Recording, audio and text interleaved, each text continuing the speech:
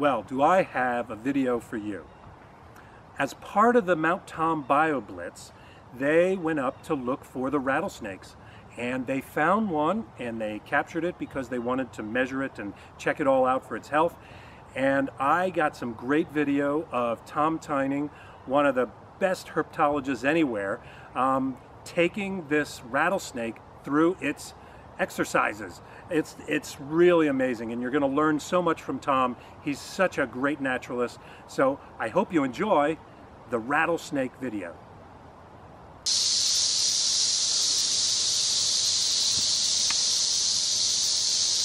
So the process to measure and weigh these things is to get this into a safe spot and encourage it to get into a plastic tube, in which then, in that case, we can handle it safely.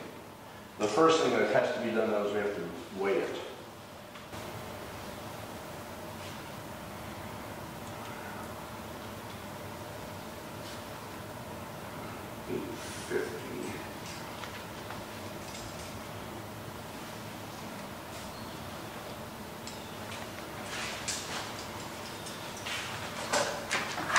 Oh, that's good.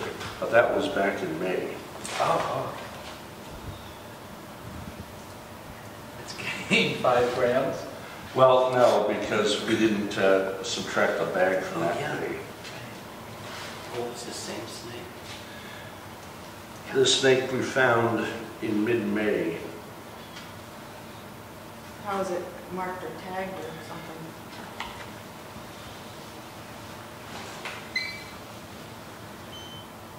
Oh, it's chipped. Microchipped. So that is really the most spectacular invention that's ever come up to us.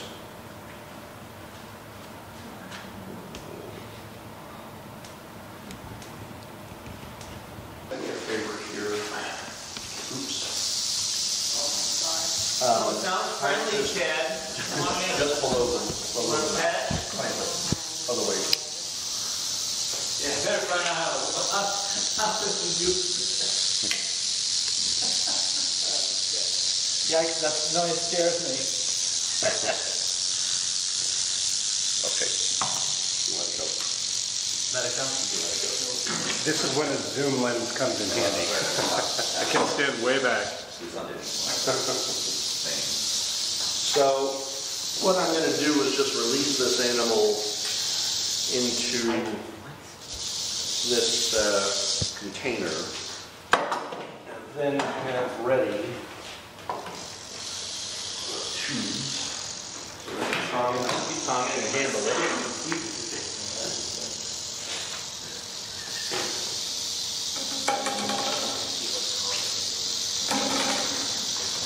That big in these 3? Holy man. Well, no, they're all different sizes.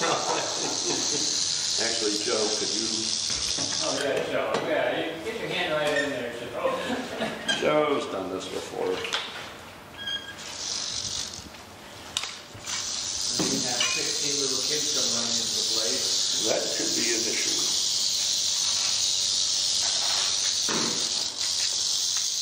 That is a big snake. Nope, not very. No? But he got friendly ones. Yeah. That's a friendly little rattle.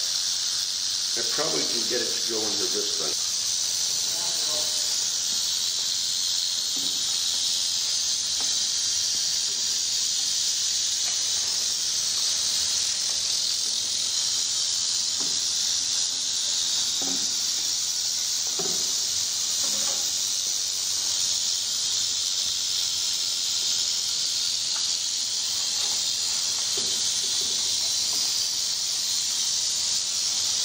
All right, Joe, get that other tube.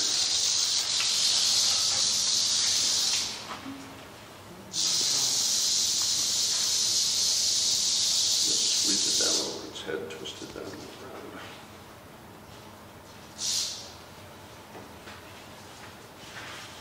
Where'd Tom go? Keep it going.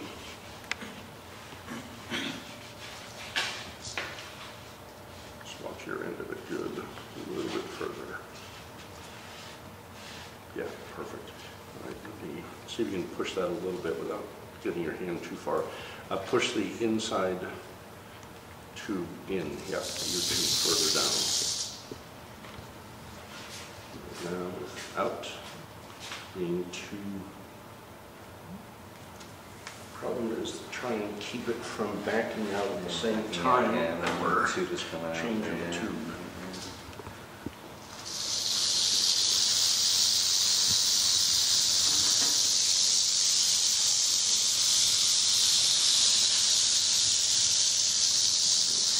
Go in there.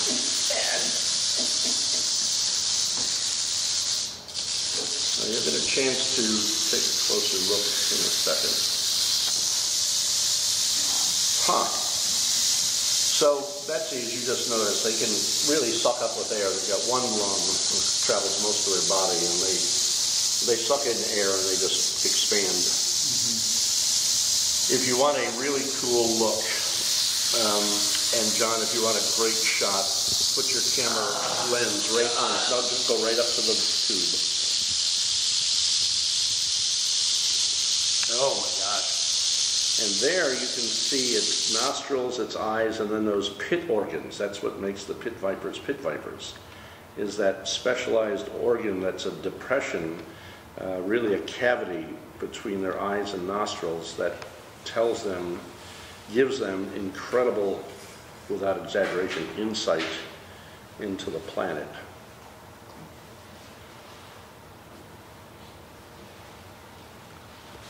So yeah, take a look at that.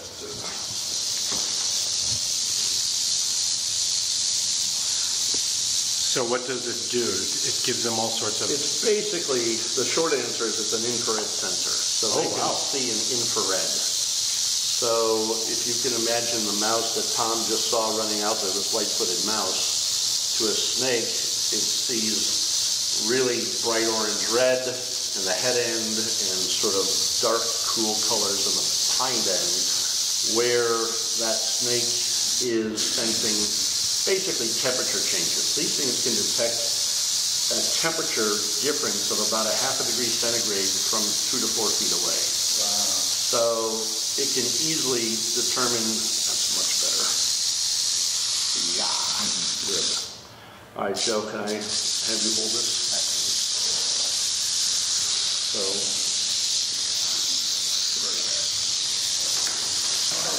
So this is probably, as you know, Derm, probably the most endangered vertebrate in the northeast United States. More than peregrine falcons, more than right whales, more than almost anything else. This thing, the populations of these have been dropping precipitously for the last 50 years, but especially in the last 20 years, their numbers are really dropping. What species is this? This is the eastern, well, people call it the real name is Timber Rattlesnake. Some people call it the eastern rattlesnake, but the Timber Rattlesnake. This is the symbol of the New World when we had the little New England flag. Don't tread on me. Don't tread on me, and also join or die. Based on the old thought that if you cut snakes in parts, at sundown they'll all come back together and make a new snake again. Which is just right. Oh my gosh, really? Yeah, yeah. Oh, yeah. That one. Oh, that's a good one. Tom, why are their numbers dropping so precipitously? Well, it's almost entirely due to people. One is habitat destruction. These snakes, we've been putting radios in these now for a decade. They travel quite a bit, and there is hardly any bit to travel that doesn't have a road in it. So road mortality is big. There are people who are collecting these for pets and illegal pet trade in Europe, selling them. And then there are also people who just plain kill them every time they see them, because there are still, like a lot of predators, still have prejudice against them because they're considered bad animals. So people still kill these on sight. Why are they so important to the ecological balance in the forest? Well, I'm not going to say they're any more important or any less, but they are just like anything else out there. These are top carnivores. They're not. There's no vegetation. They're not omnivores. They only eat basically small mammals, occasionally birds. They become food for everything from coyotes to bears to hawks. We have seen red-tailed hawks feed on these, and Tom Gagnon is up watching hawks today, always calls me with a little delight about a snake dangling from a hawk's talons as it flies over Mount Tom. But it's that sort of natural predation, although red-tails are more common now than they ever used to be, so they might have a slight larger effect, but probably not that big of a deal. So it's people that are causing the problems with snake populations, and a lot of people just don't want to leave space for snakes for all the wrong reasons that you know of. They are fascinating evolutionary components of the ecosystem. They're never abundant enough to make a real dent in mammal populations, and besides that, they are ectotherms. Reptiles are ectotherms. They don't have the metabolism that mammals and birds do, so that they don't need to eat constantly. But a large population of snakes might have be a small factor in maintaining populations of small mammals. A few people have tried to make the suggestion, not unreasonable, that because they feed on small mammals, they might have an effect on tick populations. So that ticks have no effect, although sometimes ticks do get onto snakes. I've never seen one on timber rattlesnakes or any of our other snakes, but they do feed on small mammals that harbor ticks. So it's a stretch to say that these things are helping people with Lyme disease, but it is a factor. And so they may not be the most important predators here on the mountain, but they are well within range of being one of the many top carnivores that are here. And the hawks, of course, are part of that as well, and owls. But nothing else, virtually nothing else in the forest are true carnivores. Bears are omnivores, coyotes are omnivores. Bobcats, more carnivorous than omnivorous, but still it's very few animals that can survive only on small mammals and occasionally birds, and this is one of them. Muscles in the rattlesnake can work faster and stronger than any muscle in the animal kingdom. These things can shake a rattle for hours and hours without getting tired. And this rattle string is actually kind of interesting. So you asked about age, Thomas? So I'm counting, it doesn't matter how many rattle segments, but I've got to count them anyway. You got it still? I got it. For her. For it.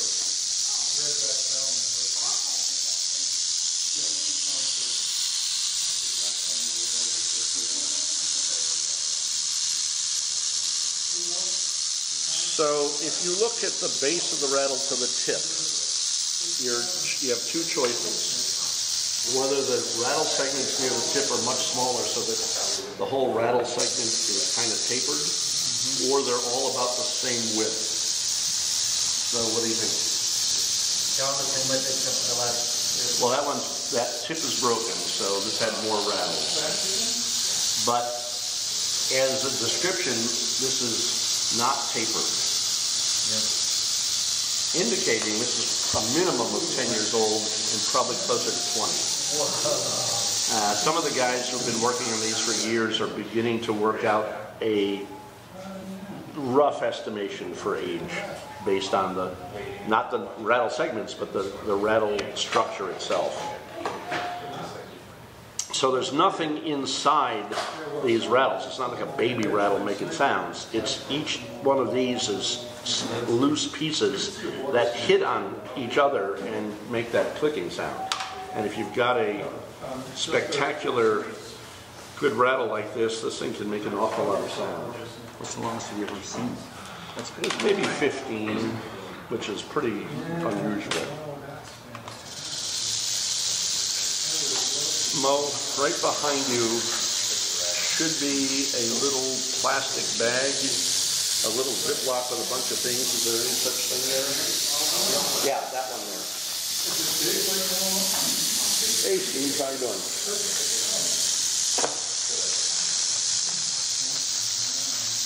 Since we're here, I'm going to take a scale clip for DNA.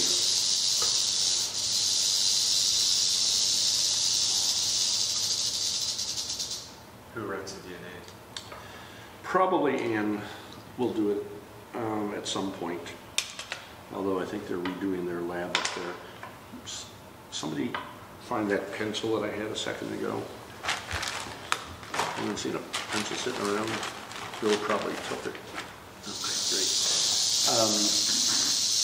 Kyle, can you do me a favor? Can you write this pit tag number down here in this space?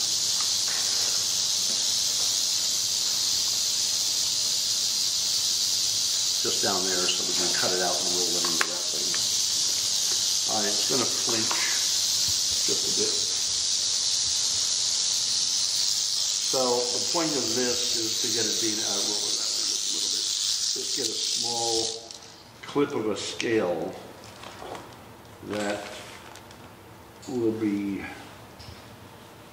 useful for identifying the DNA of this population.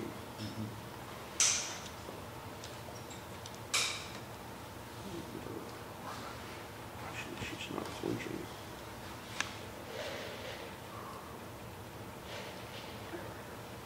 Thank you.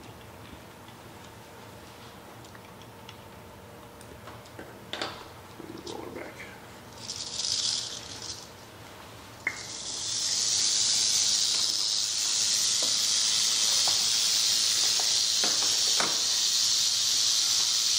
So the segments are hitting each other, and that's what makes the noise. Correct. It's not, again, it's not like there's anything inside. It's these loose segments. People have found, and I have only a couple of times found rattle segments sitting in the forest that they just break off regularly, and you can see that the tip of this thing is not the segment they were born with. They're born with this little cute little rounded segment called the button when they're first born, and then their first shed gives it their first segment, but it's very rounded at the tip, and that one clearly isn't. So it's very common to have only partial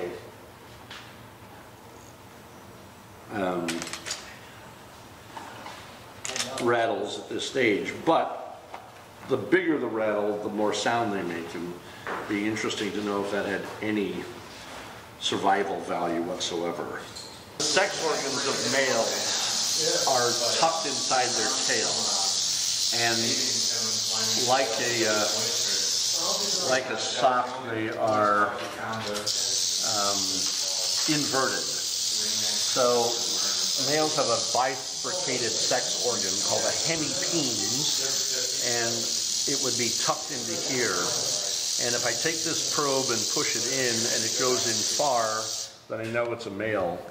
If it doesn't go far, I know it's a female. But another hint is counting these subcaudal tails. So this is where the body ends and the tail begins. So sometimes I count those, sometimes they're not. But we can skip that one. So the, quote, tail is really short.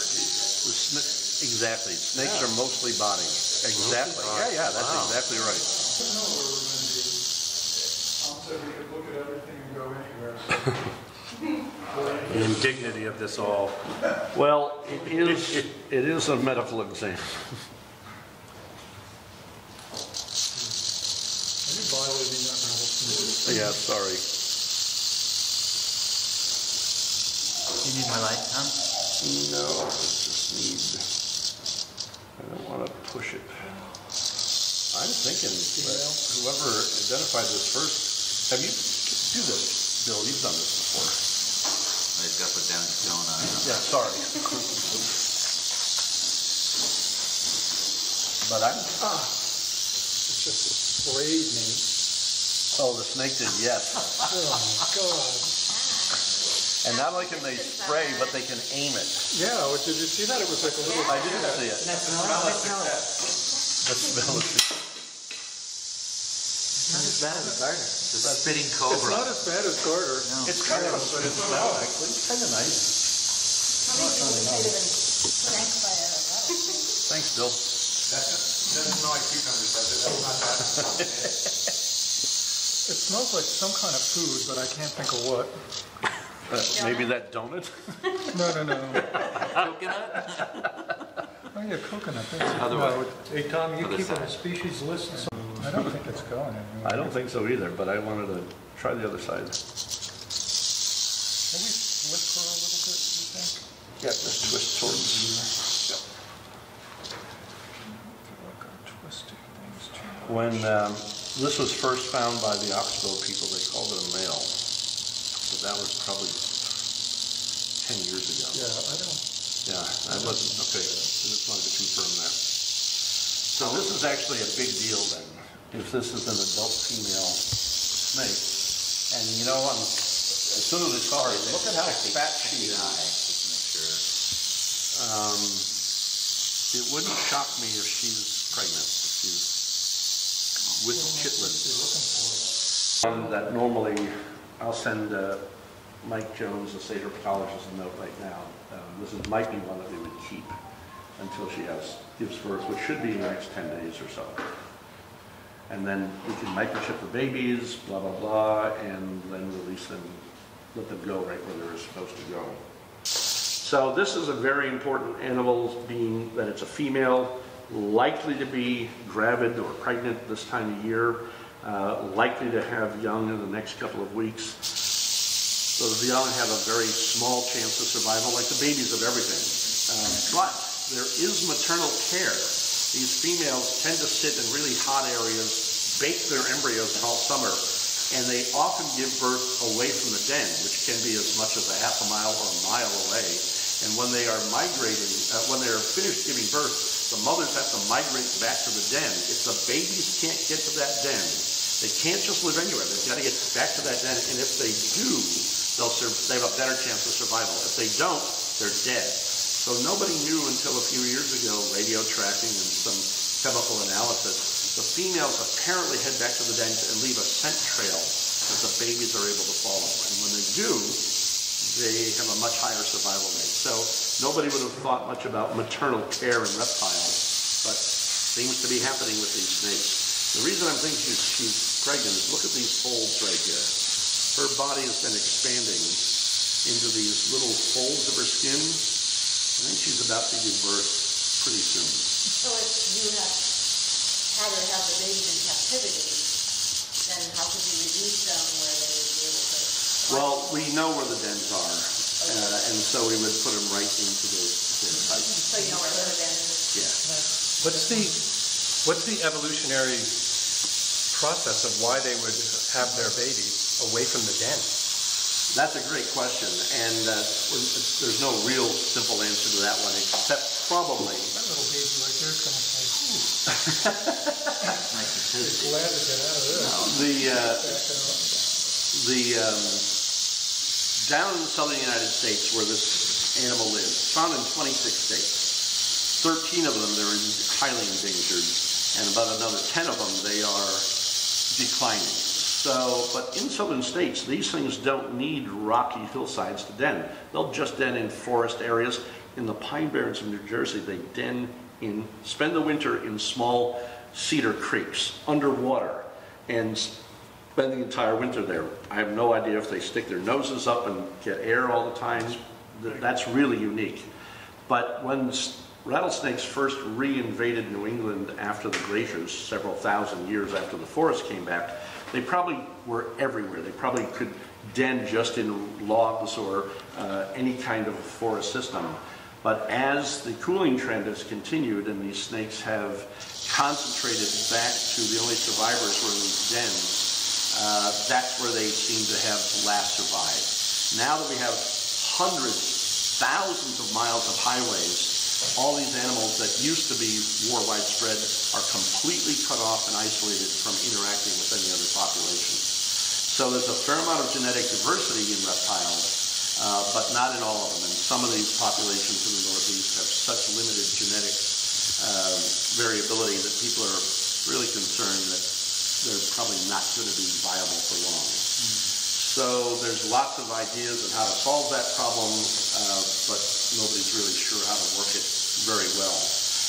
Because they are endangered species in Massachusetts, of course we have to have permits, make sure they're doing things, and it fits into a statewide management plan that is good for all wildlife, but especially the rarest ones. They aren't federally endangered yet, but they probably will be in a few years if we get Congress to put more species that deserve it on the Endangered Species Act. So every single animal is important, and these dens that we have now that they survive in typically are forested hillsides. The snakes need to be in, to grow their embryos, the females have to find really warm areas and sit there for 2 months or more. Literally, this snake, assuming she's pregnant and is going to give birth now, mated last year.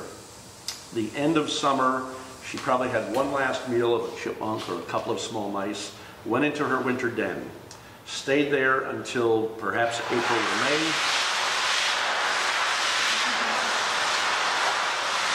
Emerged out of, want me to wait? Yeah. So I can make up something else while I'm thinking. Is that Bill? Only he would wash his hands. Okay. So the snakes have to go up to these sunny, open areas that have two things. One is no canopy where they can get a lot of heat, and what we call shelter rocks where they can hide from aerial predators, in particular hawks. So these snakes, typically those birthing sites, what we call our gestating sites, are far from the dens typically. And so that's why they grow their embryos there. They fast all summer. Sometimes the snakes will give birth there and then that scent trail, and occasionally we've seen some females that will go back to the den and give birth right at the den. Makes it a lot easier for the offspring. But years ago I followed a female up here who had 5 or 6 young, and every couple of days I would go up and check on her, and she would move further down towards the den, and there'd be 2 or 3 babies with her and 2 or 3 babies back up there. A few days later she'd be further down. A couple of different babies were with her, and the other 2 or 3 were still lingering, but they all sort of moved in a cohort right down to the den, and that was pretty spectacular. It's when I had a lot more time to study these things and to be out in the field, but it's really, really great. So even though she's being handled, we poked her and prodded her, she's relatively calm.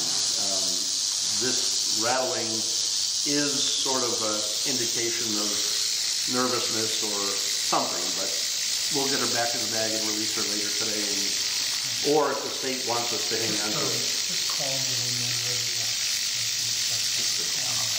What? What's the danger to humans? If you grab one, you're likely to get bitten and you will get envenomated. It is a serious, serious medical issue. There's no doubt about it. So here's how to avoid getting bitten. Don't pick up a rattlesnake, and that's the short answer. The long answer is when you're on trails, if they cross trails, which they do, they're easy to see. Just go around them. It's very, very simple. There's been 2 bites in the last 70 years, 50 years in Massachusetts. One was here in the valley, the other was out in the Berkshires. There were both people picking them up. One was a buddy of mine, the first rattlesnake we ever saw, and the other was a student helping us who was off trail and stepped on a rattlesnake that was hidden and didn't know it. There's only been 2 deaths in the history of Massachusetts. One was in 1769 just outside of Springfield, where a guy apparently named Timothy Myrick jumped off his dad's haying machine, landed on a rattlesnake. It bit him. His betrothed, Molly, looked out the window of the cabin and saw that he was having trouble, ran out and discovered what happened, and she was trying to suck the venom out of his bite, and she had cavities, and they both died. And the reason that's at all of interest is that a folk song called Springfield Mountain, or The Pesky Serpent, was written and is touted to be the first non-native American Indian or non-European song ever written in America about rattlesnakes. The second guy died in 1850 in southern Berkshire County. He was bitten because he was showing off a rattlesnake to his friends. Got bitten, and the hospital, no, it wasn't a hospital, the nearest doctor was 2.5 hours away in a buckboard, and they were buckboarding away. And in those days, the standard suggestion for snake bite treatment was to drink incredible amounts of alcohol, and he never made it alive. Wouldn't have made any difference. It wouldn't have made any difference either at that time. But typically, people have a fair amount of time to get to a hospital, and several hospitals in Western Mass carry antivenom now. It's expensive, it's not particularly long-lasting, a couple of years, but it's fully effective, and rarely does anybody get it. In fact, if you had a list of 20 or 30 species of animals in the United States that cause death to humans, the rattlesnake is always, of any species, on the bottom of the list at 0.00023%. The highest death in the United States caused by animals is white-tailed deer, people hitting them. And the second are bees and wasps. People what? Bees and wasps are the second. White-tailed deer. Automobile accidents, people dying on highways. So the snakes are virtually zero health issues unless you happen to be one who's unlucky enough to get bitten. So you can see we try to be careful with these things. We're not trying to grab them behind the head as you see on these crazy television shows. It's you have to be careful when you deal with them, and you have to be really vigilant at all time. And of course, we don't want to hurt them as well. So we will end up getting this thing decided on what we're going to do with it, where we're going to put her, and hopefully maintain our small but pretty famous population of snakes. People have known there have been rattlesnakes in this range for 200 years. It's people historically have written about the excitement of seeing a rattlesnake. I've got pages from a diary from a woman in Wilbraham whose grandmother took the trolley up to the top of Mount Tom and wrote that she was disappointed that particular day they didn't see a rattlesnake. She had always wanted to. So it was, they've been known, they've been coexisting with people, and they're perfectly fine. Figure out why they're here. You can't figure out why they're here? No, they should have been Wiped out long wiped ago. out long ago, like You know, they have been everywhere. Rattlesnakes have a different, snakes in general have a pretty low acceptance rate. Rattlesnakes sort of jump up a little bit because A, they're predators, and B, it is uniquely American. There are no rattlesnakes anywhere else on Earth. There's none in Africa, none in Asia. And when Europeans first came over here and saw a snake that had this at the end of its tail and fangs at that end, they were totally impressed. Linnaeus wasn't. You remember, Steve, what the Latin name is? He's a jerk botanist. He was just a botanist. He couldn't tell amphibians from reptiles. Exactly. How is that? Right? Crotalus horridus, the snake, the horrible snake with a bell on its tail. There we go. Put it on the list. Another toxic animal. So at any rate, rattlesnakes do have a bit of a good reputation in that they are our own unique animal, and none less than Ben Franklin himself proposed not eagles, not even turkeys. His first suggestion was the rattlesnake as a symbol of America. It has a lot of other political connotations. King Philip's War, rattlesnakes, we sent him bullets, and the Europeans, and King Philip sent back a skin of a rattlesnake and said, come on, bring it on, we've got plenty of stuff to help us. So anyway, they're fascinating animals. And now that we're learning more about their biology, their physiology, those pit organs, seeing the world in a different way, and that tongue keeps coming out, they are sensing stuff that humans have no ability to do. Most people are impressed with what dogs can do when they walk around the neighborhood, picking up scents and information. These are probably 10 or 20 times more impressive than that. We just are beginning to understand it. So they've got lifespans, they've got histories, they can live up to 40 plus years, we now know, if people would leave them alone. The females have a small number of young, so like a lot of animals, they have few young, but only give birth every 3 to 4 years. So their reproductive rate is really slow, which doesn't help their recovery, but it does help their,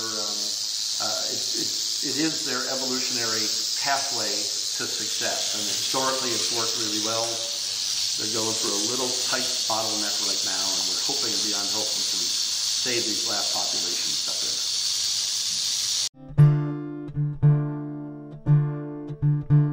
On Springfield Mountain there did dwell, right time when you arrived, lime-a-diddle-doo. On Springfield Mountain there did dwell Tamaro. On Springfield Mountain there did dwell a handsome youth, I knew full well, right time when you arrived, lime-a-diddle-doo.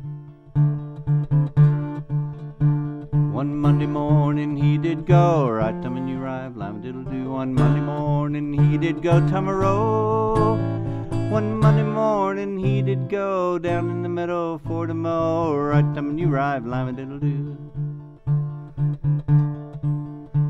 He mowed once round that lengthy field, right time when you arrived, lime-a-diddle-doo. He mowed once round that lengthy field, Tamaro. He mowed once round that lengthy field, a poison serpent bit his heel, right time when you arrived, lime-a-diddle-doo. They brought him to his Molly dear, right time when you arrived, lime-a-diddle-doo. They brought him to his Molly dear, Tamaro. They brought him to his Molly dear, which made her feel so mighty queer, right time when you arrived, lime-a-diddle-doo. Oh, Johnny dear, why did you go? Right time when you arrived, lime-a-diddle-doo. Oh, Johnny dear, why did you go, Tamaro? Oh, Johnny dear, why did you go down in the meadow for to mow, right time when you arrived, lime-a-diddle-doo. Oh, Molly dear, now don't you know, right time when you arrived, lime-a-diddle-doo. Molly dear, now don't you know, Tamaro? Oh, Molly dear, now don't you know, it's father's field and must be mowed, right time when you arrived, lime-a-diddle-doo. On Springfield Mountain there did dwell, right time when you arrived, lime-a-diddle-doo. Springfield Mountain there did dwell Tamaro. On the Springfield Mountain there did dwell handsome youth, I knew full well, right time when you arrived, lime-a-diddle-doo. Right time when you arrived, lime-a-diddle-doo.